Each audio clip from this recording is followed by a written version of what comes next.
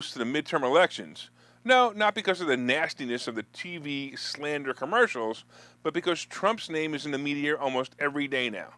The Trump derangement syndrome running rampant in the Democrats is worse than the predictions that were made by Fauci about coronavirus. This virus, the Trump derangement syndrome, just keeps infecting the liberals. Right now, Ken the Democrat and the blue pill are probably ready to explode. They're too big, they won't even leave comments, especially if they're watching together in the same room.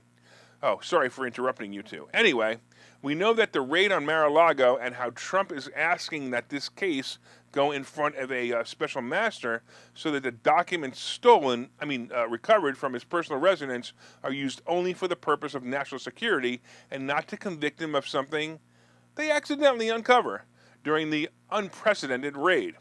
Well, Trump's request and lawsuit was declined. His appeal of this was also declined.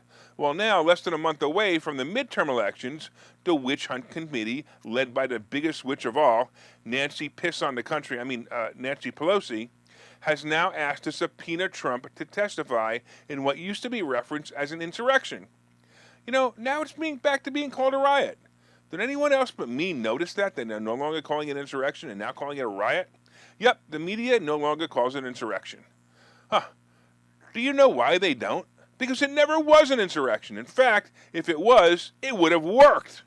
My guess is that when they unravel this onion, they keep finding witnesses who say there was no plan for an insurrection.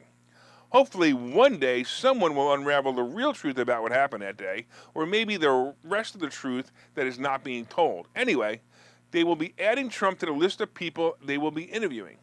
Here's something interesting.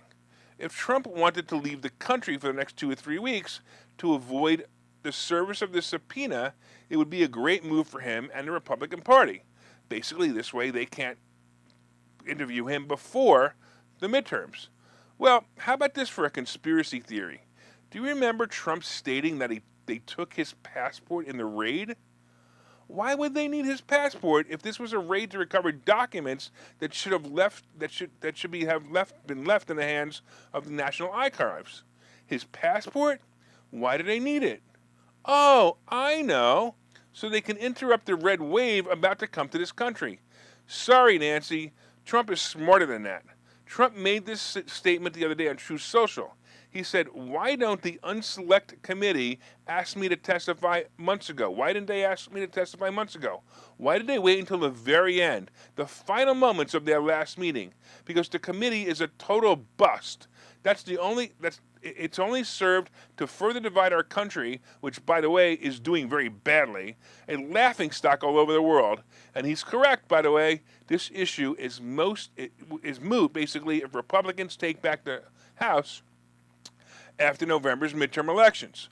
They could actually cancel the subpoena when they assume control of the chamber in January.